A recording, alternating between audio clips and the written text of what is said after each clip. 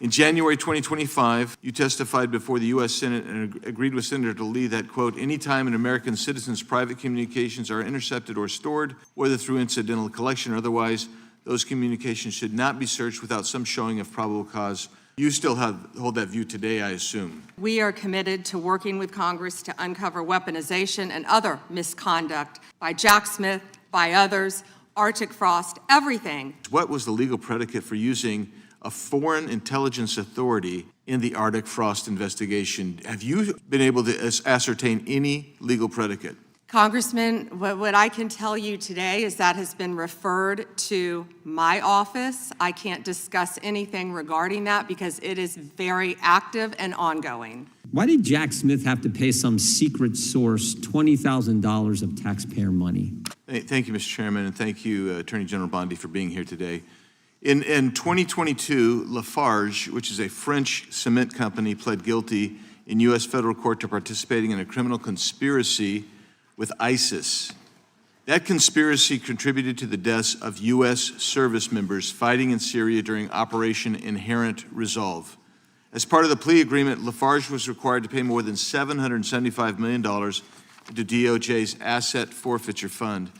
In February 2025, my colleagues and I sent you a letter urging the department to review the petitions for remission submitted by the families of those fallen service members, including several of my constituents. The previous administration ignored these victims and our requests and left their petitions unresolved. My question for you on this particular issue is if you're willing to work to ensure those families that their petitions will be reviewed and brought to a resolution. Congressman, we are aware of that, and we're committed to doing everything we can to support the victims and work with you. Thank you for that question. Yeah, appreciate your answer. And now let's go to something that is also pressing that I've been working on for years, and this is the FISA Section 702 and Arctic Frost. In January 2025, you testified before the U.S. Senate and agreed with Senator Lee that, quote, anytime an American citizen's private communications are intercepted or stored, whether through incidental collection or otherwise, those communications should not be searched without some showing of probable cause, close quote. You still hold that view today, I assume? Yes. And during the most recent FISA reauthorization, I offered an amendment to establish a clear warrant requirement for searches of Americans' data while preserving every publicly cited operational exception, including emergencies, defensive queries, cybersecurity threats. And my intent was to ensure the Department of Justice could continue to keep Americans safe while also ending warrantless searches of U.S. persons' data. Are there any additional circumstances or exceptions that you believe must be included to ensure DOJ can continue to operate effectively while still protecting American citizens' data and privacy? Yeah, Congressman, we are committed to working with Congress to uncover weaponization and other misconduct by Jack Smith, by others, Arctic Frost, everything that happened under the past administration. And we are committed to working with you on that. And we are working with Chairman Jordan, with the House Intel, with all of our my fellow cabinet members on resolving that issue. Well, thank you, and I'm glad you brought up Arctic Frost, because Section 702 was used in the Arctic Frost investigation. It was. And information derived was used by Special Counsel Jack Smith. And my question has always been, and no one's been able to answer this, is what was the legal predicate for using a foreign intelligence authority in the Arctic Frost investigation? Have you been able to ascertain any legal predicate? Congressman, what I can tell you today is that has been referred to my office. I can't discuss anything regarding that because it is very active and ongoing. And you probably can't answer this one either, but I really want to know if Section 702 queries related to that matter involved members of Congress, which we know at some level it did, congressional staff, which we know at some level did. We've heard that journalists or other U.S. persons not suspecting of acting as foreign agents were also caught up in that. Can you answer that question and say whether queries did cover all those groups I just identified? It is a very active pending investigation within my office. However, I believe many members of Congress have stated that their phones were were part of Arctic frost. We are well aware of that, and we are taking this very seriously, and this is a very active investigation.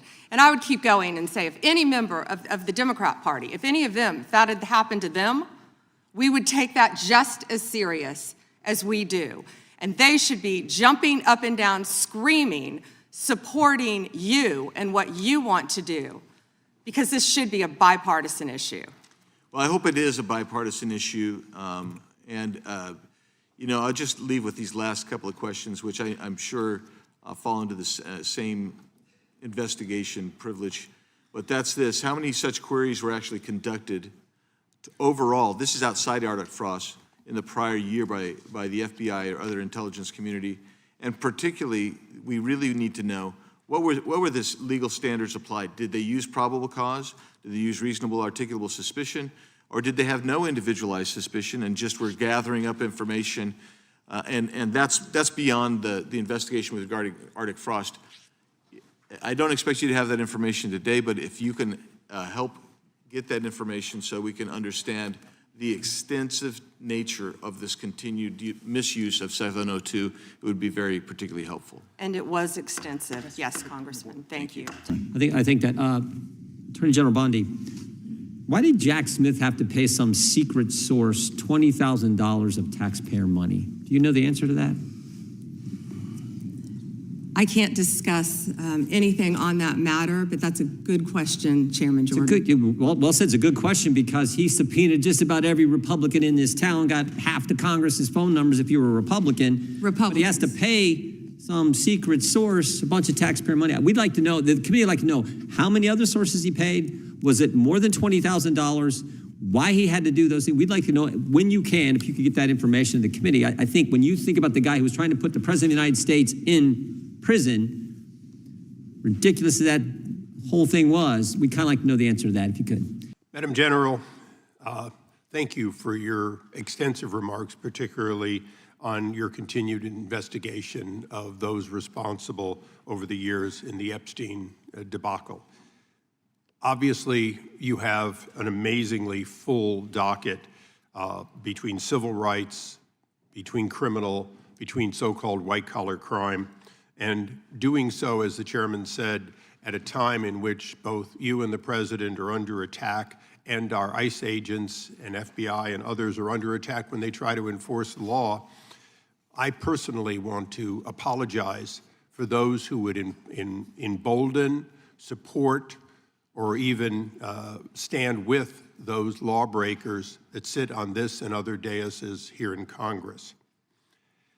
My job generally is to talk about patents and trademarks as the chairman of that subcommittee.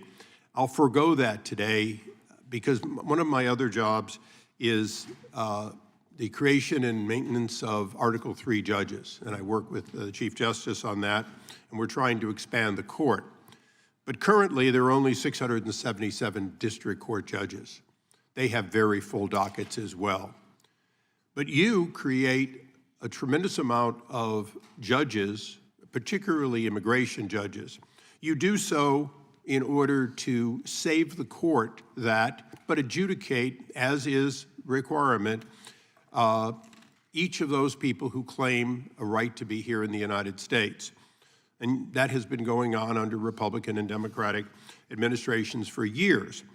What's unique about the Trump administration this time is that you and President Trump have managed to reduce the backlog of people seeking that for the first time in decades. You are getting ahead of that tremendous backlog that caused, for better or worse, the release of millions of people with little pieces of paper saying, come back later when we call you, and often to no avail when you call.